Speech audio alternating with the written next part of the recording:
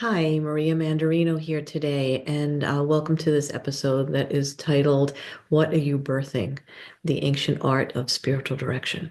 So, we're going to talk a little bit about what spiritual direction is, who it benefits, and we're just kind of get into a whole lot of things about spiritual direction today.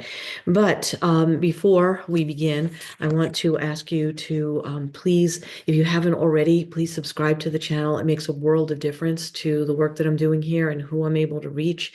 I really rely on the audience here to help me along with that. So if you would please subscribe to the channel, um, like, comment, share, all that stuff really makes a world of difference. Um, if you would like to work with me online, excuse me, I'll talk about that a little more at the end as well. But there is a link in the show notes for a free discovery call to see what it's like to work with me and if we would be a good fit and what your needs are in spiritual direction and the different things that I do because there's different ways that I can help you. So we talk about that in the discovery call. So there's a link to sign up to do that in the show notes. So check that out. Please, I'm also all over social, well, just about all over social media. So those links are in the show notes as well. So check those out. So you can, if you're on those platforms, you can follow me there. And also, if you're interested in this work and the way that I do it, and I am, I tell people I am the out of the box spiritual director. So if you're interested in following my work beyond social media, to make sure that we stay connected, different platforms and things change. I don't want to lose my connections with the people here that are interested in my work. So sign up for my newsletter. There's going to be a link in the show notes at the end as well. So please do that if you're interested in staying connected. All right, because that's really the only platform I can control as far as if things change. So, spiritual direction. One of my favorite phrases that describes spiritual direction is midwifery of the soul. It is a phrase given to spiritual direction by a woman named Margaret Gunther. She was very highly renowned, I should say, spiritual director and Episcopal priest. I loved her work when I was doing my training, so I really resonated with that phrase of midwifery of the soul. So I'm going to pop in and out of a couple of books today. So I want to read you a very short passage and something that she says that's actually a quote from Eckhart. So she says, Eckhart was right when he said, tend only to the birth in you, and you will find all goodness and all consolation, all delight, all being, and all truth. Reject it, and you reject goodness and blessing. What comes to you in this birth brings with it pure being and blessing. And, blessing is something we talk about a whole lot in spiritual direction. So I think that's also important to mention. And I'm going to talk a little bit more about blessings at the end as well. Um, but midwifery of the soul, right? We're birthing our own spirituality, often a new spirituality. Things happen to us in life, and we come to our spirituality in a new way, hopefully often.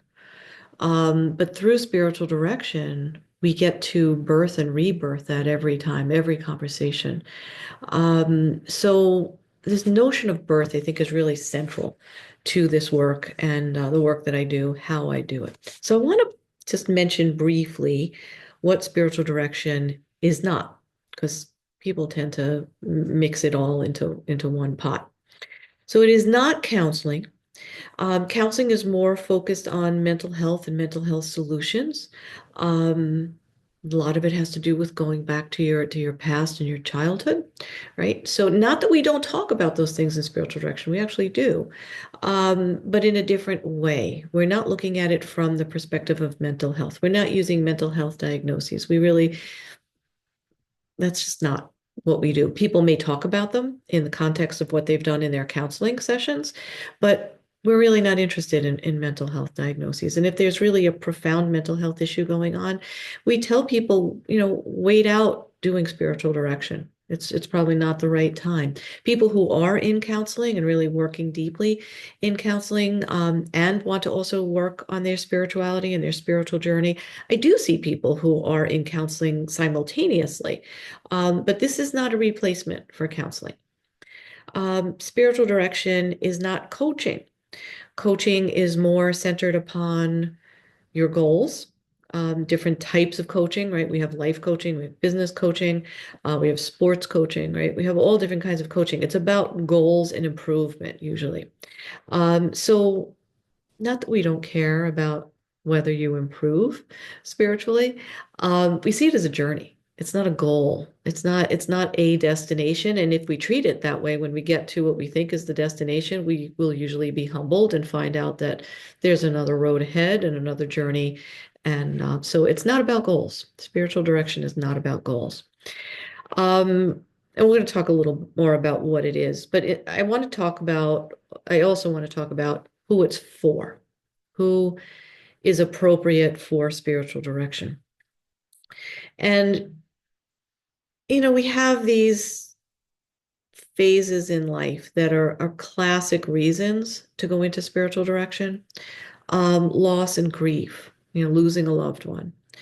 Um, Relocation, coming to a new place where you don't know anyone and you've left your social system behind, right? You're starting over.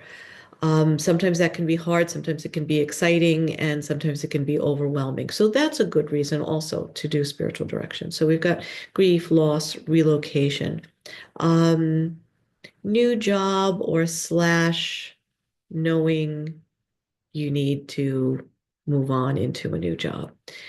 So not that we're talking about how to help you find that new job, because that's not the spiritual direction piece. The spiritual direction piece is the question of who am I as a spiritual being, and how do I want to understand that before I move on into looking for a new job, so that I don't find myself in the same position that I was in the last time, just with a different address and a different boss, right?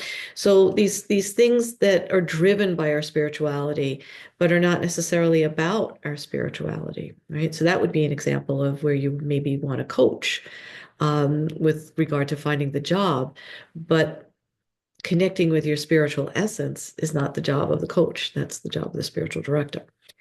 So usually we look at these types of life circumstances, divorce, retirement, empty nesters, right? And all of those things apply. They're all good reasons to go into spiritual direction. But I want to add, those are not the only reasons to go into spiritual direction. So who is spiritual direction for? And what I say is spiritual direction is for anyone who is on the spiritual path, anyone who considers themselves to be a spiritual explorer or a spiritual seeker. Okay. So that's anybody at any phase of life. Okay.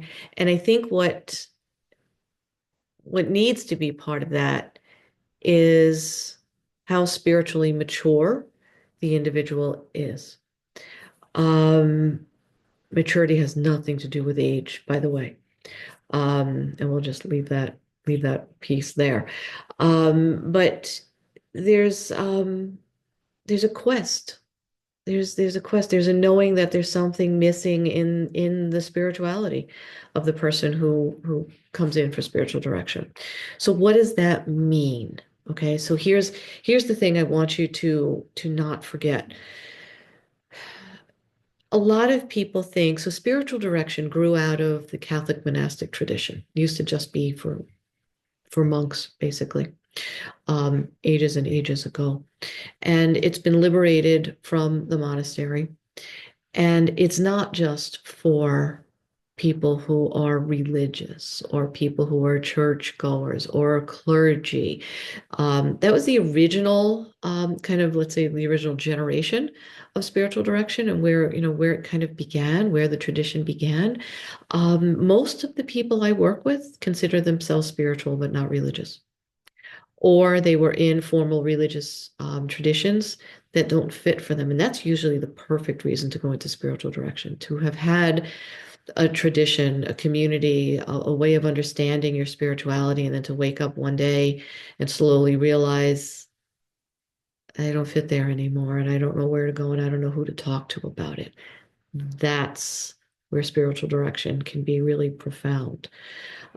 So anyone that's on the spiritual path at any point in life, um, who's seeking and has a level of spiritual maturity, and wants to engage in those spiritual conversations.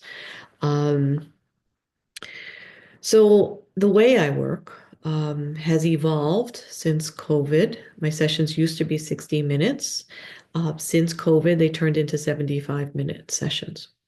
And the way we do that is I call them book-ended sessions. So the meat of the session is pretty much an hour.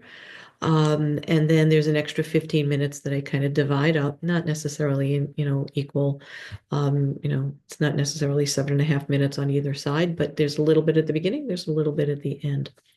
And that can look like silence and centering. I mean, I encourage the people that I work with to do some centering work before the session, immediately before, not just rush into the session. But sometimes that extra time, that bookended time around the session is given to silence.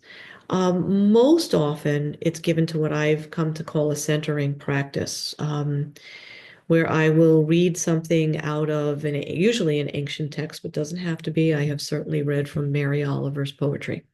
Okay. Um, or even, other books, fiction, and I'll ask the person, just give me a quick pulse on where you've been since I've seen you last. And they'll give me a couple of things. And I have a couple of books out on my desk usually, and I'll just kind of flip through something to find what seems like might address what they just mentioned. More often than not, it's pretty spot on. Um, And there's something we call the third chair in spiritual direction. And I think that's what this is when that happens, when I can just pick up a book and kind of flip through a few pages and look at a couple of lines and just think, yeah, this is probably the thing.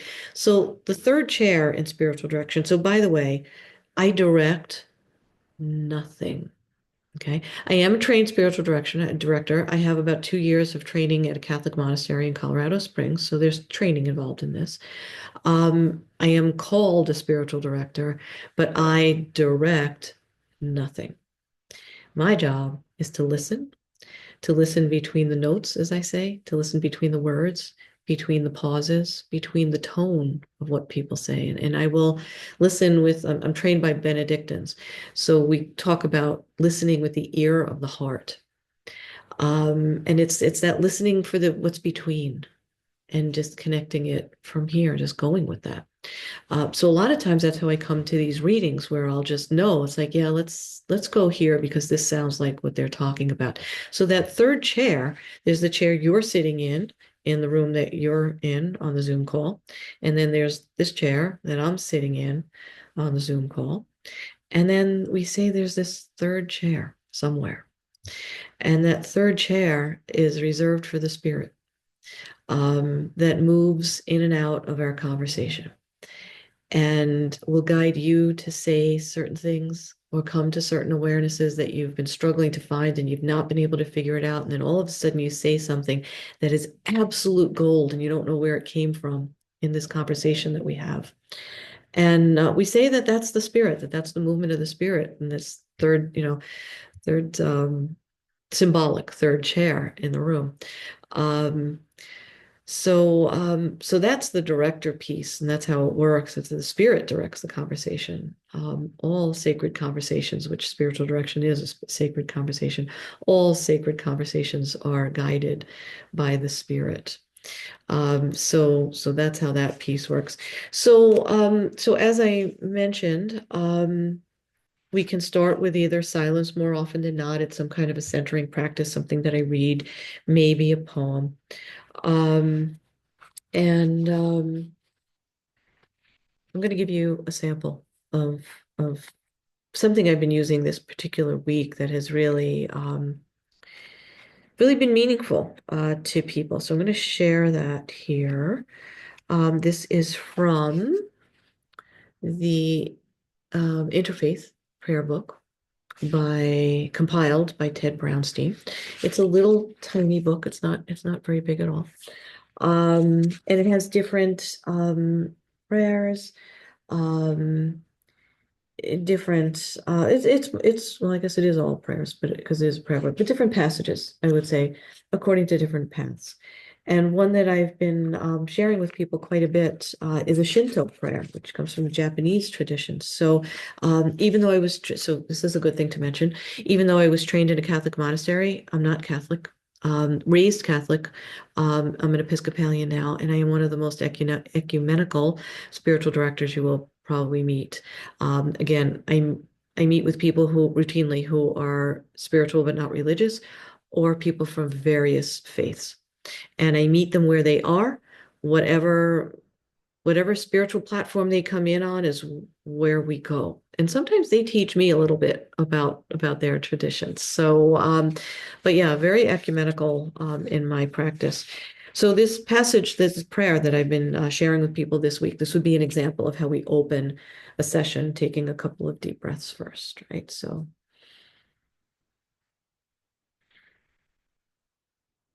peace for the world. I am grateful for the blessings of the kami. The kami is the ancestral spirits in the Shinto tradition. I'm grateful for the blessings of the kami and my ancestors, and will practice my faith with brightness, purity, and sincerity. I will dedicate myself to serve and benefit the world and all peoples. I will fulfill my life mission as guided by the kami, dedicating myself with sincerity to achieve peace for the world and for my nation. From my heart, I will humbly follow and respect the kami, praying for harmony, prosperity, and peace for all nations of the world. So that's one way I would open the session, and then we would kind of take another few deep breaths and enter into the sacred conversation of spiritual direction. Now, we may use some of that. The person, the client that I'm working with may have something to share about that. It may be the road they go down, whatever passage I read, or we may just acknowledge that, that's a good way to start. Maybe it applied, maybe it didn't. Again, most of the time we find that it does apply. And if it doesn't resonate, we just go into wherever you're needing to go. And that's just how it works. So all of that said, sometimes I don't start that 75-minute session with the bookended readings. Rarely does that happen. And it usually happens when somebody is just overflowing with experiences coming into the session that have kind of fried their circuits. And that's really not the ideal way to come into spiritual direction, which is why I tell people spend a few minutes in meditation first, kind of get those thoughts clear. I tell people to even jot down some of the things that they want to talk about. I think that's a good idea. But sometimes we do just need to jump in and we use all of the 75 minutes. So just so you know, it can look either way, but I really do like that bookended structure. And I found that during COVID, it was what people needed because we were thrown into this new reality and it was all new and no one really knew how to be. And people's nerves were kind of shot and this contemplative time, however brief, before and after the sacred conversation, really was helpful. So I've kept this idea, like I said, unless really somebody just says, I just need to start, then we do. But most of the time it's this bookended spiritual talk. So it's centered around, as I said, sacred listening, that I am trained to listen for not just what you're saying, but the way you say it, where you pause, what your body language is. There's a whole, art to spiritual direction. That's why we call it the ancient art of spiritual direction. It involves some reflecting back on my part, pointing out things that I think you say that are poignant, or maybe things that you say that I don't even think you realized you said. Um, or I'll ask for clarification of what did that really mean? Can you explain that a little more? So there'll be some reflecting back and some questioning. Sometimes there's some pausing and waiting. Um, For me, that waiting is waiting to hear the voice of the spirit in the conversation, or waiting for you to pause long enough to hear the voice of the spirit, within your own being. Um, a lot of times so I'm also an acupuncturist. I think some of you know that already about me, an acupuncturist and a body worker. I do somatic body work. So my spiritual direction is kind of body based, and I will be looking at you and watching your body language, listening to where you pause and where you breathe, how deeply you breathe. And so depending on what that looks like, I may have you do some body-based exercises or some breathing exercises in the session and just say, let's just take a moment. Let's just, put your hand on your heart or on your belly or, wherever, and just let's get in touch with your body and where that statement feels like it's living in your body. Um, Part of what we talk about is how I'll usually call it God, um, how God, divinity, the spirit, creation, the universe, whichever word you use, how you're experiencing that in your life right now. Do you feel that spirit is present to you? Do you feel that spirit is elusive right now? Um, how are you showing up in your daily personal practice, to experience the divine in your life? So these are the kind of things that, we'll talk about in spiritual direction. So back to the notion though of birth. And that question of what are you birthing right now through your spirituality? So, so I also, as an acupuncturist, I work with women in fertility. It's one of the areas that I specialize in. So I see that world in clinical practice, right? But I see it in this practice as well in a different way every single session. So birth involves labor, which is work, okay, which can be exhaustive, okay. And any mom who's given birth will tell you how exhausted she can be and has been through labor, right? There are tears, there's screaming, there's pain, um, there's laughter, usually laughter at the absurd. Um, there is joy. Um, and in between there is mystery. There's the unknown, which fear, which I already mentioned, can come into that unknown in spiritual direction, and in birth, right? We have these transitional pauses in spiritual direction. We have transition in birth, right? So there are these moments of change, that happen in sessions. There are patterns that we see. There are patterns in the birth process, right? There are things that that we expect to have happen, from the beginning of labor to the actual birth, right? There's a pattern in it. There's a pattern in the spiritual direction session as well. And in those patterns in spiritual direction, there's what I call the language of the divine that is part of this mystery, this part of this unknown that we sit with, listen for, and speak about in this sacred conversation. Um, the way I will often do that, well, some of it is in the stories that you tell me. So spiritual direction is also about the stories, your stories as a spiritual being, right? Those are important things that will be shared in a session. But it's also other patterns, and this is why I call it the ancient art of spiritual direction, because I do use some ancient, well, the art itself is ancient, right? Spiritual direction itself is ancient. But I use some ancient traditions as tools in my sessions with people. One of them is the Enneagram. And if you've watched this channel, you've probably seen some of the episodes that I've done on the Enneagram. So an ancient system of sacred geometry, um, that speaks to the personality and how our personality is formed, and then how we respond to life, how we respond in our relationships, um, how we respond to life in general, through our Enneagram, and when are we in shadow and how do we access our higher self? The Enneagram is pattern-based. It's 9 personality types. And if you've ever seen that Enneagram map, there are lines through it, and there's a circle around it. And this is sacred geometry, right? So this is patterns. They're very consistent, reliable patterns in nature that get applied to other things, like the Enneagram. Okay. The other tool that I use that's unique to my practice is astrology, archetypal, usually astrology, where we're looking at the patterns of the personality and the behavior since we were young. And how does that correlate to your Enneagram? Usually we do both of them. Usually I have people who want to talk about both of them. So just so you know, we can talk about both of them. You can talk about one of them, and we don't have to talk about either of them. It's really, it depends on what your comfort is in your spiritual search.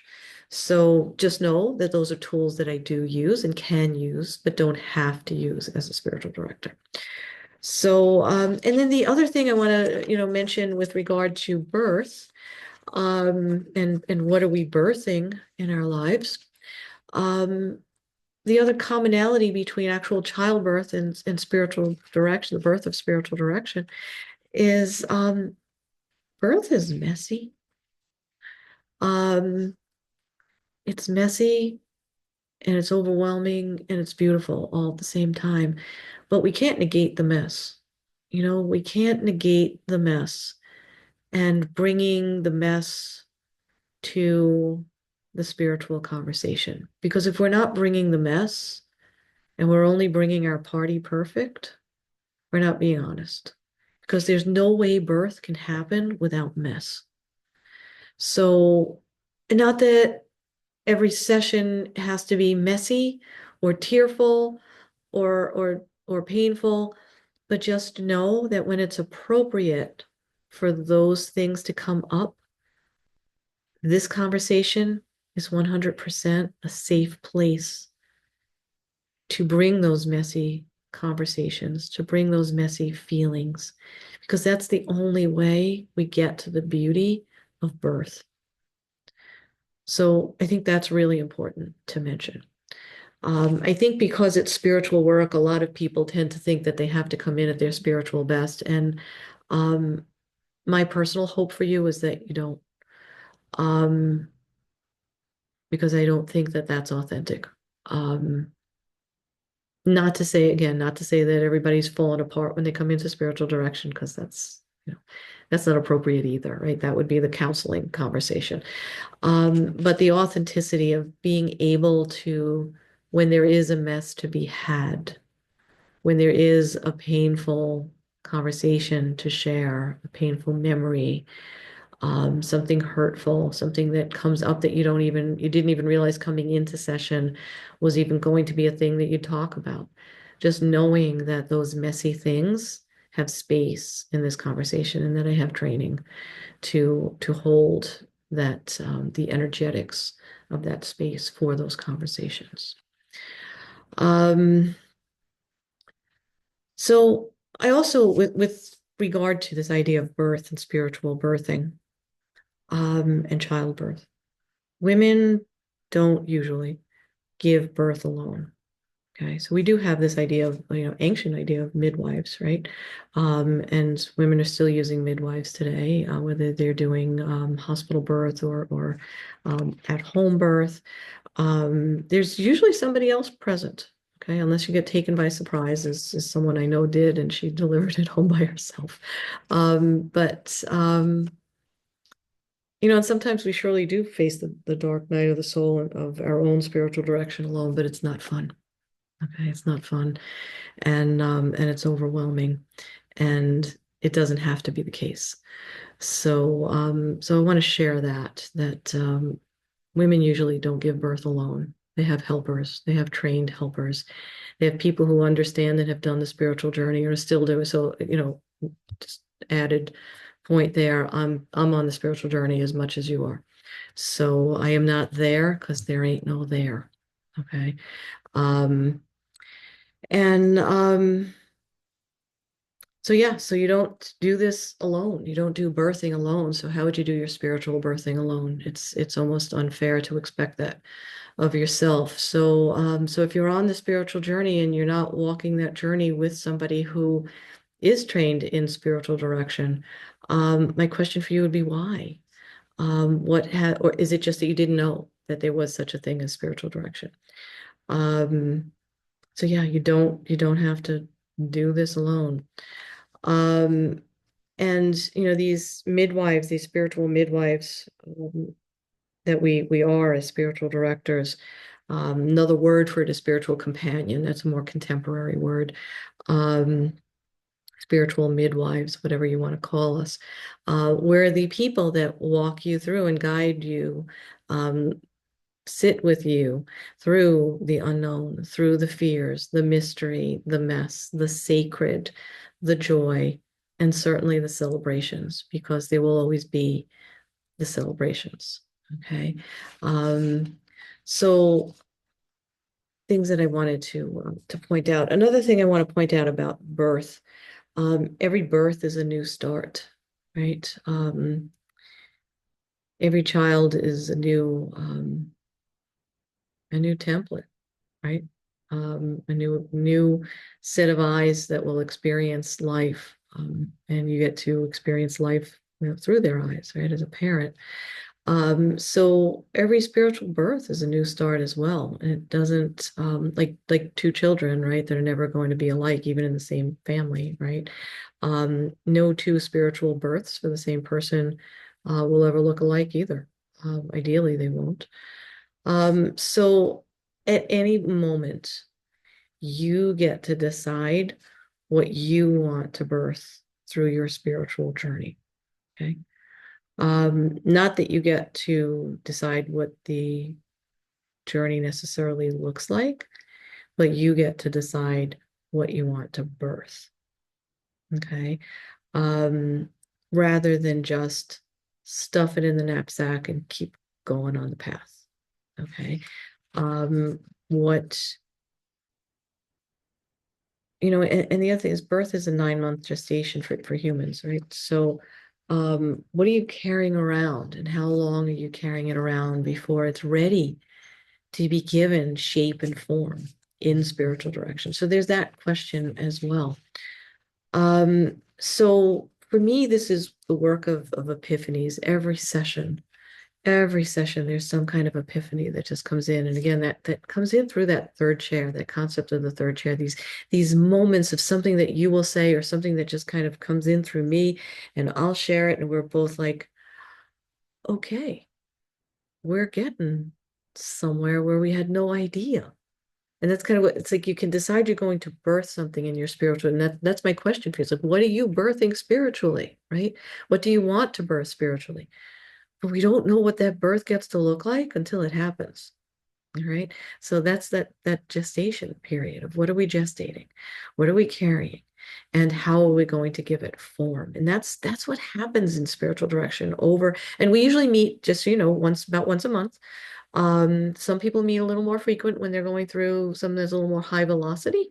Um, but usually it's a 1 month, every month we meet for that 75-minute session. So part of it is that waiting for those epiphanies and witnessing those epiphanies. That's part of my job, is witnessing those epiphanies with you.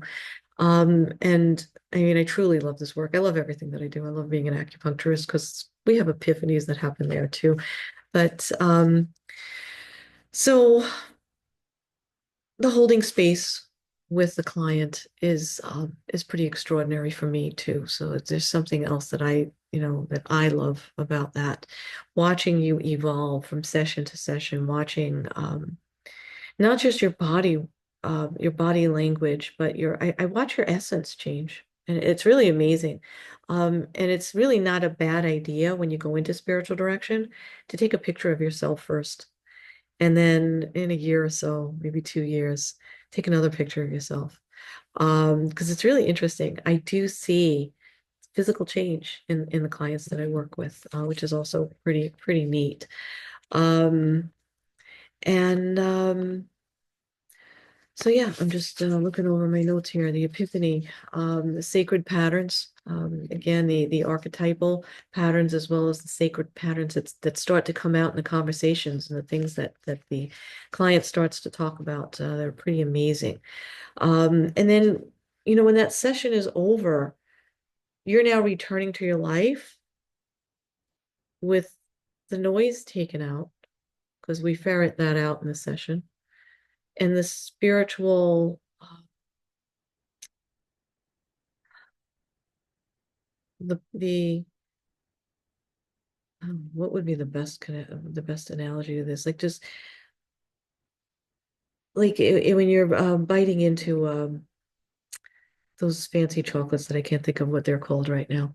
Um, but you're just kind of biting into the center of a piece of chocolate, and there's this richness. And you're left at the end of that session with the richness of the conversation. And like all the other stuff that you came into, all the interference that was coming in with you in the session at the beginning, it's gone. It falls away, right? And like I said, we do this with these readings. We kind of do this centering reading. We do we do maybe some breathing through the session, whatever it is that you need, so that all of those interferences find a way to fall away. And you're just left with the richness of the conversation. So when you re-enter that world, you re-enter it differently, and you're more connected to what it is that you are here to spiritually birth, not just for yourself, but that's the thing, but for everyone in your life, for all your loved ones, and for everybody on the planet. Because all of this starts to ripple out. When you start doing your spiritual work at that level, and all that interference falls away, and you're just left with the richness and the clarity of that richness of your spiritual path, you re-enter the world in a different way, in a way that is really needed, in a way that's spiritually purposeful. So I'm going to read you one more type of passage that I might do with somebody in a session. It's one of my favorites, actually. So, and I talked about blessings in the beginning. So this is from a book called Circle of Grace, by Jan Richardson. Um, and it is called Beloved is Where We Begin. And it's a little long, but if you have to go somewhere, just go ahead and come back to this later, but I'm going to read it. Beloved is where we begin. If you would enter into the wilderness, do not begin without a blessing. Do not leave without hearing who you are. Beloved, named by the one who has traveled this path before you. Do not go without letting it echo in your ears. And if you find it hard to let it into your heart, do not despair. That is what this journey is for. I cannot promise this blessing will free you from danger, from fear, from hunger or thirst, from the scorching sun or the fall of night. But I can tell you that on this path, there will be help. I can tell you that on this way, there will be rest. I can tell you that you will know strange graces that come to our aid only on a road such as this, that fly to meet us, bearing comfort and strength, that come alongside us for no other cause than to lean themselves toward our ear and with their curious insistence whisper our name. Beloved, beloved, beloved. So that's an example of a reading I might start with or end with. And I picked that one for this episode because so much of what's in here is the essence of spiritual direction, right? This entering into the wilderness, and we don't do it without a blessing, right? And sometimes we actually do it as a blessing when we start. More often than not, like I said, it'll be a passage, but if somebody is in need of a blessing, we do that. Um, and traveling the path before you. Don't go without letting it echo in your ears. If you find it hard to let it into your heart, don't despair. These are phrases of spiritual direction. I can't promise you the blessing will free you from danger, from fear and hunger and thirst. These are phrases of spiritual direction, right? But I can tell you on this path there will be help. So, if this is something that speaks to you, if this is the kind of help you would like to have in your spiritual journey, on your spiritual journey, I hope you will reach out to me. The links will be in the show notes. Again, the discovery call is free, and we talk about what I do, how I do it, with whether we'll be a good fit, what you would. What you're expecting from your spiritual journey and spiritual direction, what you've done to this point. So it's a half-hour call, free of charge, and we kind of just see if it would be a good fit for us both. So I would love to do this with you. Check out that discovery call. I also have a course that the link will be in the show notes as well, called Smart But Stuck. Free yourself through the Enneagram. That's a self-guided program that you can do some Enneagram work on your own.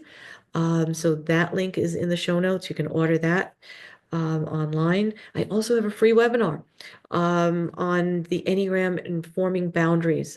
Basically, actually, it's creating healthier relationships through the Enneagram and forming boundaries. That one's free. You just have to sign up to get it through my website, mariamandarino.com. I think that is all I have for you. Remember, please, to subscribe if you haven't already, like, comment, share, sign up for the newsletter so that we stay connected, that I don't lose track of you guys. Because again, platforms being what they are, I just want to make sure that the people that are interested in my work can always get it. So sign up for that newsletter, and check out the next video that I'm going to have after this one. And I will see you next time. Thanks so much for being here, and I look forward to hearing from you. Take care. Bye-bye.